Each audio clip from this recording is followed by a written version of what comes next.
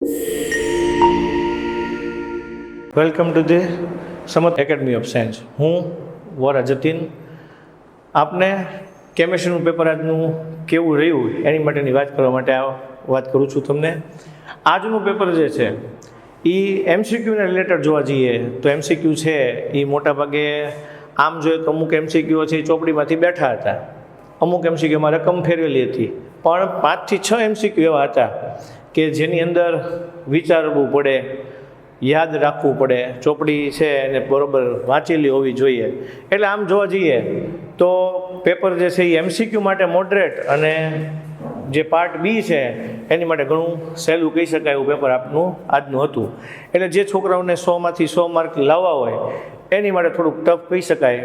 95થી વધારે લાવવા માટે છોકરાઓ માટે એવું કહેવાય કે જેને સરસ વાંચેલું એની માટે આવી શકે, અને 90થી ઉપર આવી શકે એવું તો પેપર આપણા માટે કહી જ શકાય એના જેવું હતું.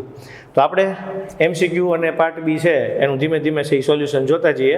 તો આજે મારી પાસે 18 નંબરનું પેપર હતું. એ 18 નંબરનું પેપર છે એના આપણે આન્સર જોતા જઈએ.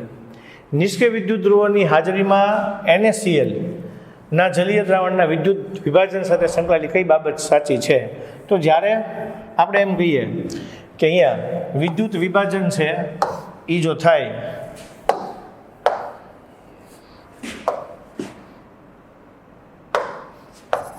તો વિદ્યુત વિભાજન છે એની માટે આપણે વાત કરીએ તો કઈ બાબત સંકળાયેલી સાચી છે? તો આપણે જ્યારે વિદ્યુત વિભાજન કરીએ તો ત્યારે એમાં NaOH બની શકે, એટલે બેઝિક માધ્યમ આવી શકે, એટલે દ્રાવણની pH બનવાને કારણે શું થાય? વધે. એટલે આપણા માટે આ જવાબ છે એ સી આવશે. આગળ ત્યાંથી આપણે આગળ જઈએ.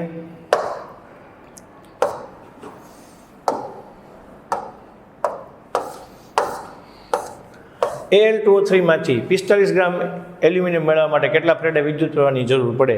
તો આ જે દાખલો છે એ આપણી માટે ચોપડીનો બેઠો દાખલો છે એના જેવો જ છે, થોડોક ફેરફાર કર્યો હતો. અહીંયા આ 45 ગ્રામ એલ્યુમિનિયમ મેળવવાની વાત છે. તો આપણને ખબર છે કે એલ્યુમિનિયમ હોય એનો પરમાણુ ભાર 27 છે, તો 27 હોય ત્યારે આપણી માટે 3 ફેરેડે થાય, તો 45 કેટલા ફેરેડે થાય? તો 45 ગુણ્યા 3/27 કરીએ તો આપણા માટે 5 જવાબ આવી જાય. તો આપણા માટે જવાબ છે એ 5 છે. ત્યાંથી આપણે આગળની વાત કરીએ. લેડ સંગ્રાહક કોષમાં વિદ્યુત વિભાજ્ય તરીકે કોણ વપરાય? તો લેડ સંગ્રાહક કોષમાં 38% W/W H2SO4નું દ્રાવણ આવે જ છે, એટલે આપણા માટે એ જવાબ છે H2SO4 છે. તો અહીંયા H2SO4 આવશે બીમાં. 1.5 એમ્પિયર પ્રવાહ ધાત્વિક તારમાંથી પસાર કરવામાં આવે, તો 1.5 એમ્પિયરનો પ્રવાહ 3 કલાક માટે પસાર કરીએ તો આપણી માટે સૂત્ર છે I = Q/T, અને Q = NE/T આવે, એટલે આપણા માટે I T/E કરીને જવાબ લાવીએ આપણે તો આપણો જવાબ છે 1.01 ગુણ્યા 10⁻23 જેવો આવશે. તો આપણા માટે જવાબ છે એ આના પરથી આવશે, કારણ કે અહીંયા તમે 1.5 મૂકશો, 3 ગુણ્યા 3600 કરશો અને 1.6 ગુણ્યા 10⁻−19 કરો એટલે આશરે 15 × 45 થશે, 36 × 108 થશે, અને આ 10⁻21 થશે, અને આને ખસેડી લ્યો એટલે 10⁻23 આવી જશે. ઓકે, ત્યાંથી આપણે આગળ તરફ વધીએ. આલ્કલાઇન માધ્યમમાં I- ની હાજરીમાં H2O2 નો વિઘટન દર. તો આ આપણી માટે રાસાયણિક ગતિકીની અંદર જે આણ્વિકતાની થિયરી આવે છે એ આણ્વિકતાની થિયરીની અંદર પૂછાયેલો આણ્વિકતાની થિયરીની અંદર આવતો ભાગ છે કે જેમાં H2O2 છે એનું I- ની હાજરીમાં વિઘટન કરવામાં આવે તો આપણને H2O છે અને IO- પહેલામાં મળે, તો I- અને H2O બંને પર આધારિત હોય, એટલે આપણો જવાબ છે આ આવશે. ત્યાંથી આપણે આગળ જઈએ. આ આપણા માટે સંઘાતની થિયરી છે. એ સંઘાતની થિયરીની અંદર આવતું સમીકરણ છે, સૂત્ર છે, આપણને માટે પૂછ્યું કે વેગ બરાબર PZAB e⁻ A/RT. તો આપણા માટે જવાબ છે એ સી. આ આપણી માટે સંભાવિત અવયવ અથડામણ આવૃત્તિને રિલેટેડ પ્રશ્ન છે, એ હરખું વાંચ્યું હોય તો આપણને આવડી જ જાય. ઉદ્દીપકનો જ્યારે ઉપયોગ કરવામાં આવે ત્યારે પ્રક્રિયા સાથે સંકળાયેલી કઈ લાક્ષણિકતા બદલાય? તો જો તમે વિચાર કરો અને કઈ કઈ વસ્તુની થિયરી આવરી લીધી, તો એને આણ્વિકતા આવડે છે કે નહીં જાણી લીધું, સંઘાત સિદ્ધાંત છે અને ઉદ્દીપક છે. તો ઉદ્દીપક હોય તો પ્રક્રિયાની સક્રિયકરણ ઉર્જાની લાક્ષણિકતા બદલાય, એટલે આપણો જવાબ એ છે, એ સક્રિયકરણ ઉર્જા આવશે. અહીંયા આપણને ખબર છે કે શું થાય, આ એકમ આપ્યો છે તો આપણી પાસે સાદું સમીકરણ છે સાંદ્રતા 1 - n સેકન્ડ ઇન્વર્સ છે. તો આપણે અહીંયા લખીએ મોલના છેદમાં લીટર. અહીંયા હું 1 - 3 કરું એટલે આપણા માટે મોલ -2 લીટર -2 અને સેકન્ડ ઇન્વર્સ આવે. તો આ મોલ -2 લીટરનો સ્ક્વેર અને સેકન્ડ આવશે. એટલે અહીંયા મેં 3 મૂક્યા એટલે મારો જવાબ છે એ લીટરનો સ્ક્વેર આવ્યો, મોલની -2 આવીને સેકન્ડ આવ્યું એટલે આપણી માટે જવાબ આવશે એ 3 થશે. ત્યાંથી પછી આપણે આગળ જઈએ 9મા પ્રશ્નમાં. તો આમાં કઈ રીતે છે, એમોનિયાનું વિઘટન આપ્યું છે. તો હવે જ્યારે એમોનિયાનું વિઘટન થાય ત્યારે નાઇટ્રોજન ને હાઇડ્રોજન મળે. આ 2 મોલ છે.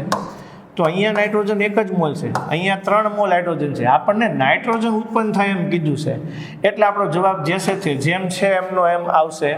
જો હાઇડ્રોજન માટે કીધું હોત તો આપણે એને 3 વડે ગુણવું પડે. તો આપણો જવાબ છે એ આવશે. ત્યાંથી આપણે આગળ તરફ જઈએ. કયા સમૂહના તત્વોને મુદ્રા ધાતુ કહેવાય? તો 11મો જે સમૂહ છે આપણા માટે, બરાબર, 12માની આગળનો 12મો છે એ Zn Cd અને Hg આવે. તો આ આપણી માટે કોપર આવે, સિલ્વર આવે અને અહીંયા પ્લેટિનમ આવે. આ બધામાંથી કોઈન બને, સિક્કાઓ બને એટલે એને કોઈનેજ સમૂહ કહેવાય અથવા આપણે એને મુદ્રા ધાતુનો સમૂહ કહેવાય. એટલે 11મો છે એ સમૂહ આપણી માટે મુદ્રા ધાતુનો થાય. આગળ લેન્થેનેટ તત્વો. આ તો બહુ સહેલો MCQ છે કે લેન્થેનેટ તત્વોની સામાન્ય ઓક્સિડેશન અવસ્થા કઈ છે? તો આપણી માટે જવાબ આવશે +3. આ બધાને આવડે એવો જ MCQ હતો. પરમાણુ ક્રમાંક, કયો પરમાણુ ક્રમાંક ધરાવતું તત્વ +3 ઓક્સિડેશન અવસ્થામાં સૌથી વધારે સ્થાયીતા ધરાવે? તો આપણને ખબર છે કે અહીંયા 26મું તત્વ iron, argon core 4s2 3d6 થાય. તો આમાંથી 2 જાય, આમાંથી 1 જાય એટલે 3dમાં 5 આવે અને 3dમાં જેમાં 5 હોય એ સૌથી વધારે સ્થાયી કહેવાય. એટલે આપણો જવાબ આવશે 26મું તત્વ છે એ આવશે. આગળ આપણે જોઈએ કયું તત્વ પરિવર્તનની ઓક્સિડેશન અવસ્થા ધરાવતું નથી? તો આપણા માટે પહેલું તત્વ અને છેલ્લું તત્વ આવે તો સ્કેન્ડિયમની +3 સંયોજકતા હોય અને ઝિંકની +2 હોય. તો આ બેમાંથી તમને સ્કેન્ડિયમ જ આપ્યું હતું એટલે તમારો જવાબ છે એ કોણ આવશે? સ્કેન્ડિયમ આવશે. આગળ વાત કરીએ આપણે તો કયું સવર્ગ સ્પીસીસ ફેશિયલ અને મેરિડિયોનલ સમઘટકો ધરાવે છે? તો આપણે ભણવામાં આવતું હતું સમઘટકતાના ટોપિકમાં કે જેમાં MA3B3 થાય એ આપણા માટે ફેશિયલ અને કોણ આપે? મેરિડિયોનલ આઇસોમર્સથી રિપ્રેઝેન્ટ કરે. તો એ ફેશિયલ ને મેરિડિયોનલ આઇસોમર્સ જેમાં આવતો હોય આપણા માટે MA3B3 છે. તો આપણો આન્સર છે એ આવશે. ત્યાંથી આપણે આગળ જઈએ.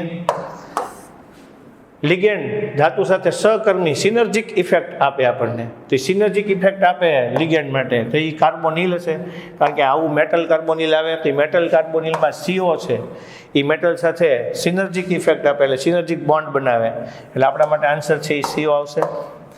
ત્યાંથી આગળ જઈએ. કયો આમાં સંબંધ, કયો રિલેશન છે એ સાચો છે? તો આપણે આવું આવે છે ΔT = 4/9 ΔO. આ બંને વચ્ચેનો રિલેશન જે CFTની અંદર ML4ની અંદર આ પ્રશ્ન આપેલો છે આપણને. આગળ આપણે વાત કરીએ કયું સવર્ગ સ્પીસીસ સૌથી વધારે સ્થાયી છે? તો આપણને ખબર છે કે જે કિલેટ બનાવતા હોય, જે ચક્રીય સંયોજન બનાવતા હોય, કાર્બનિક લિગેન્ડ જે આપણી માટે ચક્રીય સંયોજન બનાવતું હોય તો એ આપણી માટે ઓક્ઝલેટ છે. એટલે આપણા માટે આન્સર આવશે 17માં A, ફેરસ ઓક્ઝલેટ વાળું, બરાબર? ઓકે. ત્યાંથી આપણે આગળ જોઈએ. જ્યારે 1 મોલ CrCl3 × 6H2 ને વધુ પ્રમાણમાં AgNO3 સાથે રિએક્શન કરવામાં આવે તો 3 મોલ ઓફ AgCl આપણને મળે. તો એ સવર્ગ સંયોજનનું સૂત્ર કયું થાય? તો આ જે છે એ આપણા માટે દ્રાવક યોજન સમઘટકતા છે એનો આપણી માટે ભાગ આપેલો છે. તો આપણને ખબર છે CrH2O6 × Cl3, જ્યાં 12 જેટલા ક્લોરીન હોય એ AgNO3 સાથે પ્રક્રિયા કરી અને આપણને AgClના અવક્ષેપ આપે એટલે 3 મોલ AgClના અવક્ષેપ આપણને મળે એના જેવું થાય. એટલે આપણો જવાબ છે CrH2O6 × Cl3 આવશે. અહીંયા 12 1 છે તો 1 આપે, અહીંયા 2 આપે, અને અહીંયા તો 3 H2O છે, એ તો ન જ આપે. આગળ આપણે જોઈએ ક્લોરોબેન્ઝીન છે, એ નિર્જલ એફીસીએલ સાથે ડાયક્લોરિન સાથે, તો એ આપણી માટે ઇલેક્ટ્રોન અનુરાગી વિસ્થાપન પ્રક્રિયા છે, કારણ કે આ 11મા ધોરણની અંદર અને 12મા ધોરણની અંદર તે અહીંયા જે ક્લોરોબેન્ઝીન છે એ આપણને જે ક્રિયા આપે એ ઇલેક્ટ્રોન અનુરાગી વિસ્થાપન પ્રક્રિયા જ આપણને આપશે. આગળ કયું સંયોજન સૌથી ઝડપી SN1 પ્રક્રિયા કરે? તો આપણને ખબર છે કે SN1 પ્રક્રિયા હોય તો એ આપણી માટે તૃતીયક, દ્વિતીયક અને પ્રાથમિક છે એ પ્રમાણેનો ઓર્ડર આવવાનો હોય. તો આપણા માટે અહીંયા જુઓ તો બધા તૃતીયક જ છે, પણ આપણને એ ખબર છે કે CI, CL, BR, I છે, તેમાં I, BR, CL અને F તો સૌથી વધારે પ્રતિક્રિયાત્મકતા I વાળું આપે, એટલે આપણો જવાબ જે છે I આવે. કોઈ ઉતાવળું થઈને ગમે ટીક કરી નાખે તો જવાબ ખોટો પડીએ કે અહીંયા એવું થઈએ કે, એટલે આપણો જવાબ છે આ I ને અનુલક્ષીને જોવાનું થાય. આગળ કયું સંયોજન પ્રકાશ ક્રિયાશીલ છે? તો જે અસમ કાર્બન ધરાવતું હોય એ સંયોજન આપણી માટે પ્રકાશ ક્રિયાશીલ થાય. તો આપણી માટે 2-બ્રોમોબ્યુટેન છે, તો એ 2-બ્રોમોબ્યુટેન છે, તેમાં આ પહેલો અસમ કાર્બન, આ બીજો, આ ત્રીજો અને ચોથો એવો બને છે, એટલે આપણી માટે આ છે એ પ્રકાશ ક્રિયાશીલ થશે. એ બાકીનામાં નથી થતું એટલે એ નથી આવતા આપણી માટે. આગળ 1-મિથોક્સી 4-નાઇટ્રોબેન્ઝીન બનાવવું છે, તો આપણી માટે શું હોવું જોઈએ? જ્યારે મિથોક્સી ગ્રુપ બનાવવું છે 4-નાઇટ્રોબેન્ઝીન હારે જોડાઈને, તો આ જે છે એ આપણે વાત કરીએ તો NO2 જે છે એ બધામાં કોમન અહીંયા એ પાસે, અહીંયા ONA છે, અહીંયા નથી, અહીંયા નથી, અહીંયા નથી, એટલે આ ONA જ્યારે CH3Br હારે જોડાય તો ત્યારે આપણી માટે અહીંયા OCH3 થશે અને NaBr છૂટું પડી જશે, એટલે આપણા માટે જવાબ છે આ આવશે NO2 ONA વાળું. બરાબર, ચાલો આગળ, ત્યાંથી આપણે આગળ જઈએ. ઓરડાના તાપમાને કયું સંયોજન છે સાંદ્ર HCl અને ZnCl2 ના મિશ્ર સાથે તરત જ રિએક્શન આપશે? તો જનરલી રૂમ ટેમ્પરેચર છે ત્યારે આ છે એ આપણા માટે કોણ છે? આ આપણી માટે લ્યુકાસ ટેસ્ટ છે. લ્યુકાસ ટેસ્ટ કોણ રિએક્શન આપે? 3rd degree alcohol. તો આ જે 3rd ડિગ્રી આલ્કોહોલ છે એ આપણા માટે આન્સર આવશે. બરાબર, તૃતીયક બ્યુટાઇલ આલ્કોહોલ. ઔદ્યોગિક આલ્કોહોલમાં શું ભેળવીને તેને રંગીન બનાવવામાં આવે? તો ઔદ્યોગિક આલ્કોહોલ છે એમાં કોપર સલ્ફેટ ભેળવે છે. આપણને ખબર છે કે કોપર સલ્ફેટ છે એ ભૂરા કલરનો હોય, એટલે એમાં રંગ ભેળવીને એનો કલર લાવવા માટેનો ઉપયોગ થઈ શકે, એટલે આપણા માટે જવાબ જે આવશે એ કોપર સલ્ફેટ આવશે. ત્યાંથી આપણે આગળ જશું. પદાર્થ A CrO3 ની સાયક્લોહેક્ઝેનોન બને, તો આપણા માટે આ જે પ્રશ્ન જે છે એ આપણા માટે લખાણ સંબંધિતના પ્રશ્નોમાં આવે, આપણે બનાવવું છે તો આપણા માટે શેમાંથી બની જાય? સાયક્લોહેક્ઝેનોલમાંથી, કારણ કે આ દ્વિતીયક આલ્કોહોલ છે કીટોનમાં ફરી ગયું, તો આપણો જવાબ આવશે દ્વિતીયક આલ્કોહોલને કીટોનમાં ફરવા માટે સાયક્લોહેક્ઝેનોલ. આગળ એસ્પિરિન. આ સારો પ્રશ્ન પૂછ્યો કહેવાય, કારણ કે કેટલાકને એસ્પિરિનનું બંધારણ જ ન આવડતું હોય. એસ્પિરિનનું બંધારણ ન આવડે તો આ પ્રશ્નનો જવાબ તમારા માટે પૂરો થઈ ગયો. ત્યાં 2-એસિટાઇલોક્સી બેન્ઝોઇક એસિડ આ આપણે બનાવીએ તો આના પરથી આપણે જોઈએ તો આપણને ખબર પડશે કે કઈ રીતના બંધ આવે. તો આ 3, 4, 5, 6, 7, 8, 9, 10, બરાબર, 11, 12, 13, 14, 15, 16, 17, 18, બરાબર, 20 અને 21 બંધ થાય છે. આ 3 ને 4, 5, 6, 7, 8, 9, 10, 11, બરાબર, 12, 13, 14, 15, 16, 17, 18, 19, 20 અને 21 બંધ થાય છે. 21 અને 5, 21 સિગ્મા અને 5 પાઈ બંધ, એટલે 2-એસિટાઇલોક્સી બેન્ઝોઇક એસિડ OCOCH3 એના પરથી થશે આપણી માટે 21 સિગ્મા અને 5 પાઈ થશે. આગળ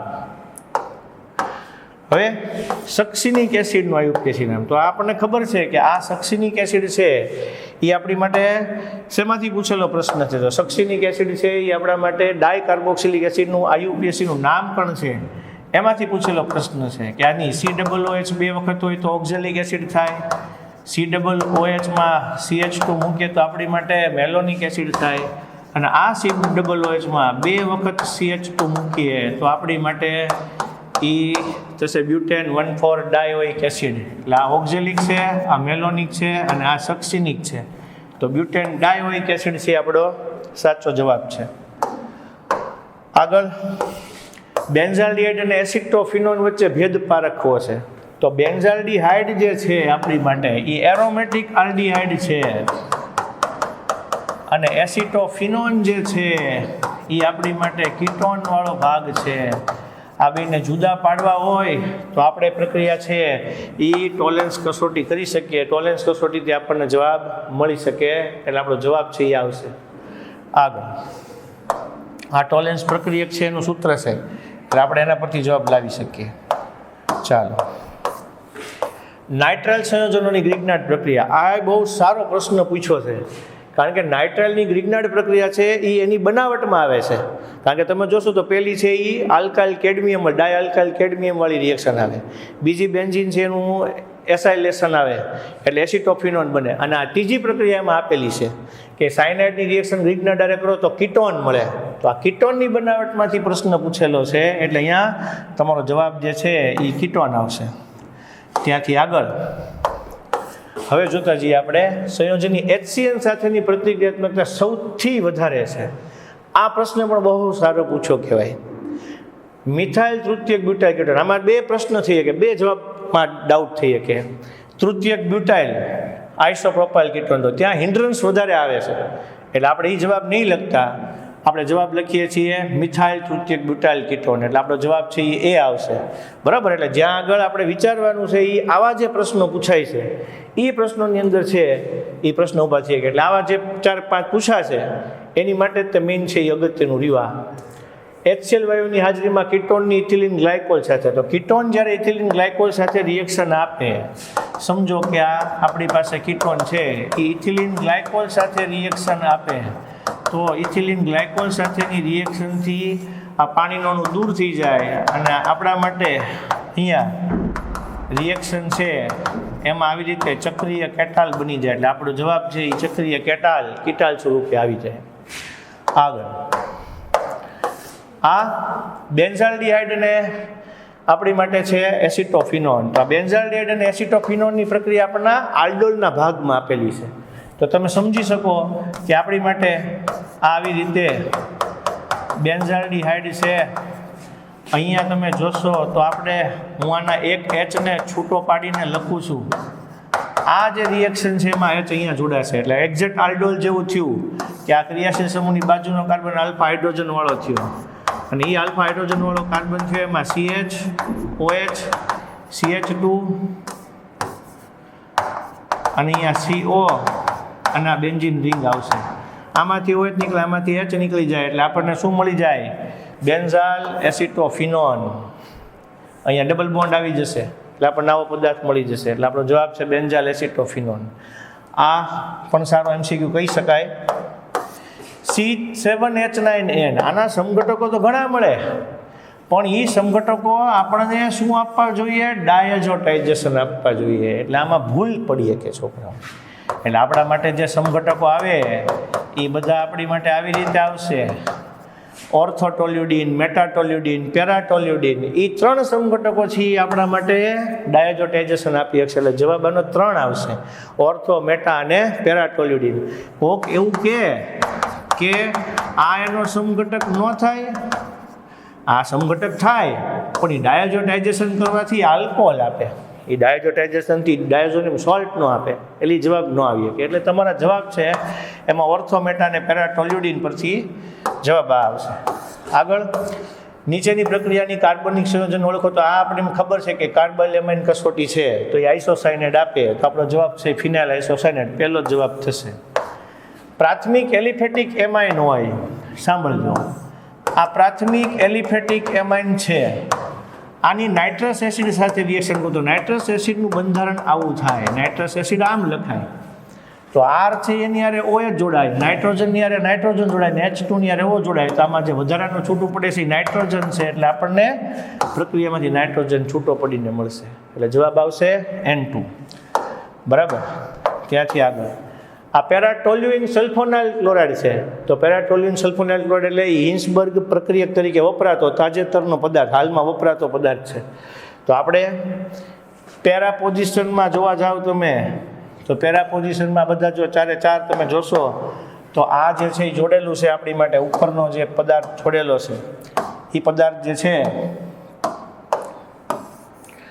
એ પેરા પોઝિશનમાં નથી જોડેલો છે. આ SO2 બેન્ઝીન સલ્ફોનાઇલ ક્લોરાઇડ જ છે, આ પેરામાં નથી. આ જોડ્યો છે તો ઇથાઇલ જોડેલો છે, એટલે આ હામે પેરામાં છે. એટલે તમારો સાચો જવાબ છે ડી આવશે. એટલે આમાં જવાબ ડી છે. આગળ, પ્રાથમિક એમાઇન જ્યારે રિએક્શન આપે એસિડ એનહાઇડ્રેટ હારે, સમજો આ પ્રાથમિક એમાઇન છે, ઈ એસિડ એનહાઇડ્રેટ હારે રિએક્શન આપે છે. આ રિએક્શન આપે તો આ માઇનસ થાય, આ પ્લસ થાય. આની હારે પ્રક્રિયા કરશો, આનો H અહીંયા જોડાઈ જાય એટલે RNH COCH3 થાય. આ આપણી માટે એમાઇડ બને, એટલે આપણી માટે જવાબ આવશે એમાઇડ. આગળ, ત્યાંથી નીચેના સંયોજનોની બેઝ તરીકેની પ્રબળતાનો ક્રમ. તો આ બેઝ તરીકેની પ્રબળતા હોય તો તમારે જોવાનું થાય કે NO2 છે એ મેટા ડિરેક્ટિંગ છે, એ આપણા માટે શું આપશે? આપણને એસિડિકતા આપશે. આ તમે CS થી જોડ્યું છે એ પ્લસ આ ઇફેક્ટ આપે આપણી માટે, એટલે એ બેઝિકતા આપશે. એટલે તમારે સૌથી પહેલાં એસિડિક છે, આ એની વચ્ચે આવશે અને NH થોડું છેલ્લે આવશે. એટલે આપણો જે જવાબ જે છે એ 2, 1 અને 3 વાળો આવશે. એટલે જવાબ આવશે 2, 1 અને 3. તો આ જવાબ આપણા માટે આવશે 2 પહેલાં આવશે, પછી 1 આવશે, છેલ્લે આ આવશે. આગળ, કયો અંતઃસ્ત્રાવ જનન ગ્રંથિમાંથી ઉત્પન્ન થાય? આ તો બહુ સહેલો પ્રશ્ન છે. ટેસ્ટોસ્ટેરોન જવાબ છે એ આવશે. કયા વિટામિનની ઉણપથી આંચકી આવે? તો વિટામિન B6 પિરિડોક્સિન, વિટામિન B6ની ઉણપથી આપણને આંચકી આવશે. એટલે જવાબ આવશે વિટામિન B6 પિરિડોક્સિન. એસ્કોર્બિક એસિડથી તો સ્કર્વી થાય, રિબોફ્લેવિન B2 છે એનાથી કિલોસિસ થાય, B1 થાઇમિનથી તો બેરીબેરી થાય, એટલે એ જવાબ નહીં આવે. એમાઇલોઝ અને એમાઇલોપેક્ટિન. તો એમાઇલોઝ છે એમાં કાર્બનની સંખ્યા ઓછી હોય, એટલે આપણી માટે એ પાણીમાં દ્રાવ્ય થશે. પણ એમાઇલોપેક્ટિન છે એ પાણીમાં અદ્રાવ્ય છે. આ વોટર સોલ્યુબલ છે, આ વોટર ઇનસોલ્યુબલ થશે. એટલે આપણા માટે અહીંયા કે આ દ્રાવ્ય ને અદ્રાવ્ય આ જવાબ આવશે. આ નહીં, આ જવાબ આવશે દ્રાવ્ય ને અદ્રાવ્ય, soluble and insoluble. Okay. Glucose કોની સાથે પ્રક્રિયા નથી આપતું? તો ગ્લુકોઝનું જે ચક્રીય બંધારણ સાબિત થાય એ કઈ પ્રક્રિયા ન આપે? તો એમાં આવું આવે છે કે ગ્લુકોઝ આવી પ્રક્રિયા નથી આપતું એટલે એનું બંધારણ છે એ મુક્ત શૃંખલાળું ન હતા, ચક્રીય હોવું જોઈએ એવું આવે. તો આપણા માટે ગ્લુકોઝ છે એ NaHSO3 સાથે પ્રક્રિયા ન આપે, આરડીઆઈડ આપે, ગ્લુકોઝ ન આપે.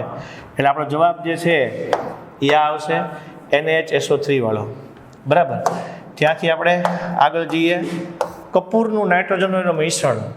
તો આ આપણા માટે દ્રાવણનું પહેલું ટેબલ આવી ગયું, કોષ્ટક આવી ગયું કે કપૂરનું નાઇટ્રોજન વાયુમાં મિશ્રણ છે એ વાયુ આ એક જ ઘનવાળો છે. કપૂર ઘન હોય, ઘનવાળો એક જ ઓપ્શન છે, એટલે તમારો જવાબ સીધો આવશે ઘનનું વાયુમાં. ત્યાંથી આગળ, ઘન દ્રવ્યનો મહત્તમ જથ્થો કે જે પ્રવાહી દ્રાવકના નિશ્ચિત જથ્થામાં દ્રાવ્ય કરી શકાય, દબાણ પર આધાર ન રાખે. દ્રાવ્ય અને દ્રાવકના સ્વભાવ તાપમાન પર તો આધાર રાખે જ તે, એટલે તમારો જવાબ આવશે દબાણ. એ જવાબ છે એ તમારો દબાણ આવશે. આગળ આ જોઈએ, તમે જોઈ શકો અહીંયા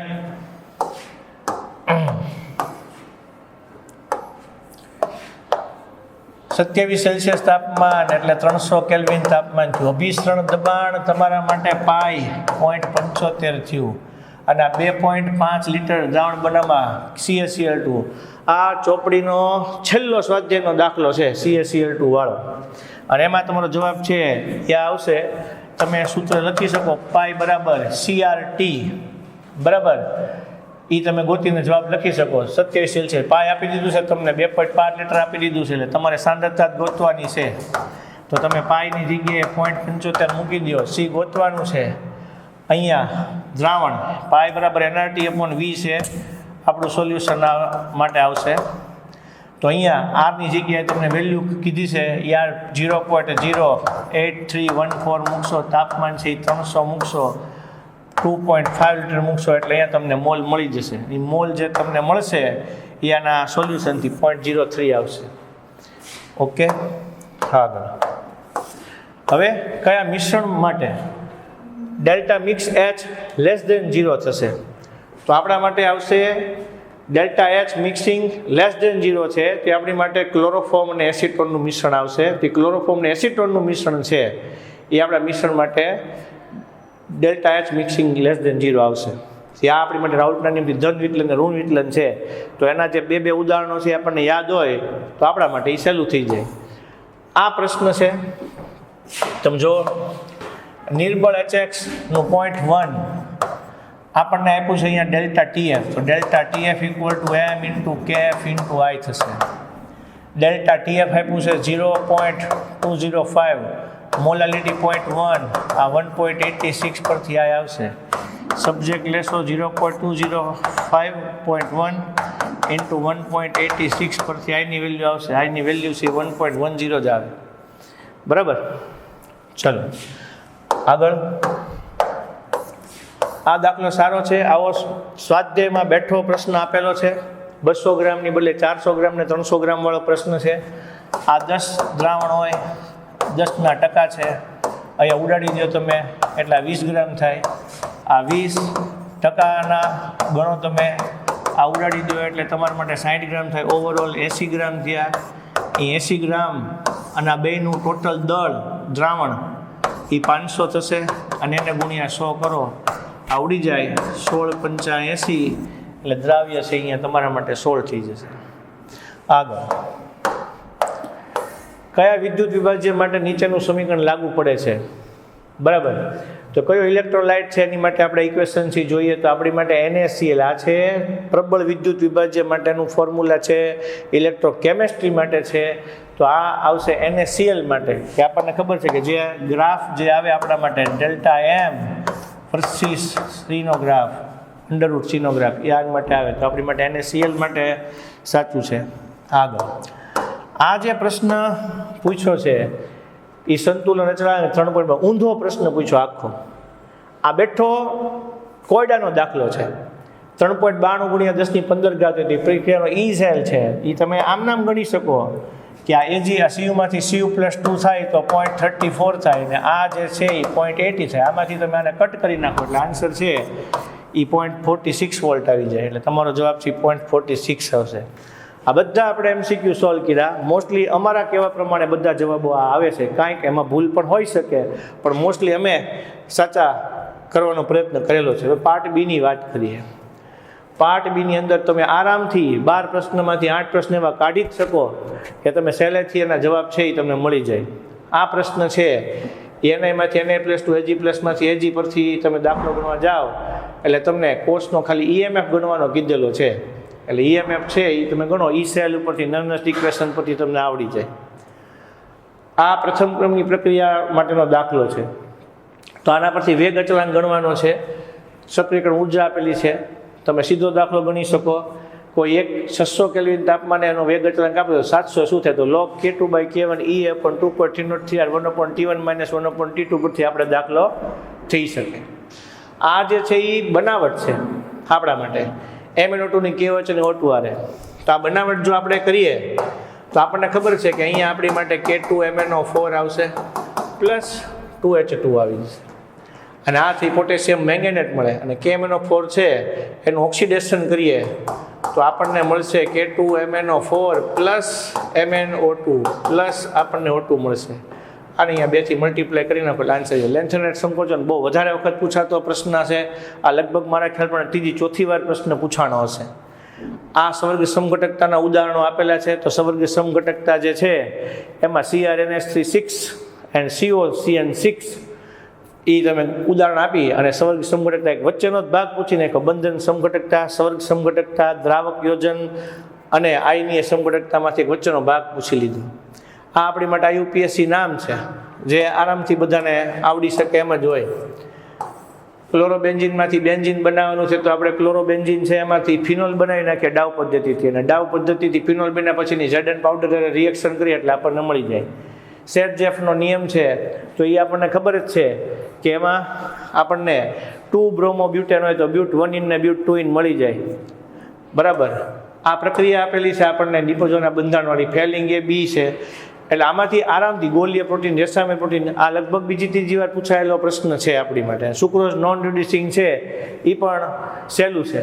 તો આ 12 પ્રશ્નો જે હતા એમાંથી તમે આરામથી 8 પ્રશ્નો એવા કાઢી શકો કે જે તમને આવડી શકે.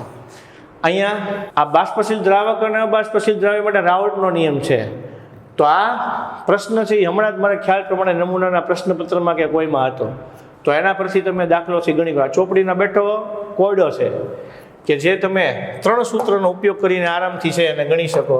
કારણ કે તમારે વિયોજન અચળાંક ગોતવો હોય તો પહેલાં KA બરાબર α²C/1 - આલ્ફા. એવી જ રીતે તમે આલ્ફા ગોતવું હોય તો લેમડા એમ પરથી લેમડા 0m, અને લેમડા એમ ગોતવું હોય તો 1000 ગુણ્યા K/C પરથી લેમડા એમ. આ લેમડા એમ મળે એને અહીંયા મૂકો. આ લેમડા 0m તમને અહીંયા આપેલું છે અને એના પરથી તમે K ગોતી નાખો. આંતરાલીય સંયોજન છે, અર્ધાયુષ્ય પ્રથમ ક્રમ છે. તો એ બધા પ્રશ્નો હું માનું છું ત્યાં સુધી તમને ઇઝીલી કોઈને કોઈ મળી શકે. હાઇડ્રોબોરેશન પૂછેલું છે, પ્રોપેન 1-ઓલની બનાવટ માટે આપણી માટે પ્રતિ માર્કોવની કૌરનો નિયમ થઈ શકે. આલ્ડીહાઇડ છે, CH3CHOની બનાવટના રાસાયણિક પ્રક્રિયા લખવાની છે. તો નીચેના સંયોજનમાંથી આપણે એસિટાલ્ડીહાઇડ બનાવવાનું છે. તો આલ્કિનમાંથી બને ઓઝોનોલિસિસથી, આલ્કોહોલમાંથી બને PCCથી, નાઇટ્રાઇલમાંથી બને, નાઇટ્રાઇલ છે એમાંથી આપણે ડાયબલ H થી બની જાય, બરાબર. આમાંથી સીધું CN આવશે, આંશિક જળ વિભાજનથી એમાઇડ આવશે, એમાઇડમાંથી CO નીકળી જશે એટલે આપણને એમાઇડ મળી જશે. ડાયાઝોનિયમ ક્ષારમાંથી નારંગી પીળો રંગક ફિનોલારે પ્રક્રિયા કરો એટલે તમને હાઇડ્રોક્સી બેન્ઝીન મળી જાય, એઝોબેન્ઝીન. પીળો રંગક એટલે એનિલિન મૂકો એટલે તમને આછો પીળો રંગક મળી જશે. તો આ વિભાગ C એઝ યુઝ્યુઅલ આ પ્રશ્ન છે આ વખતે બીજા ચેપ્ટરમાં એટલે દ્રાવણોના ચેપ્ટરમાંથી હતો. અને આ છે તમારો સ્વાધ્યાયના બેઠા પ્રશ્નોમાંથી પૂછેલો આખો દાખલો છે. આ લોખંડના ક્ષારણ મોસ્ટલી હમણાં વિદ્યુત રસાયણમાંથી સૂકો કોષ અને ક્ષારણ જ પૂછતા હતા. આ વખતે એ લોકોએ ક્ષારણ જ પૂછેલું છે. આ 11મો પ્રશ્ન જે છે સ્વાધ્યાયનો છે એ પૂછેલો છે. આ VBTના પ્રશ્નો છે. એનિલિન અને ક્યુમિન, તમે આરામથી ફિનોલમાંથી એનિલિન બનાવી શકો. ક્યુમિન આઇસોપ્રોપાઇલ બેન્ઝીનમાંથી બને ને ફિનોલમાંથી એનિલિન તમારે બનાવવું હોય તો ZN પાવડરથી NO2થી નાઇટ્રેશન કરીને રિડક્શન કરો એટલે મળી જશે. અને આ છે એ આલ્ડીહાઇડ કીટોનના સ્વાધ્યાયનો સૌથી છેલ્લો પ્રશ્ન છે કે જેમાં C5H10O જવાબ આવે અને તમે એને સાબિત કરીને લખી શકો, બરાબર. થોડો મોલ કન્સેપ્ટનો યુઝ થાય પણ તમે એના પરથી કરી શકો. Thank you. આ પેપર તમને સમજવામાં ખૂબ ઉપયોગી થયું હશે અને માર્ક તમારા બધાના બહુ સારા આવે એ પ્રભુ પાસે પ્રાર્થના. Thank you very much.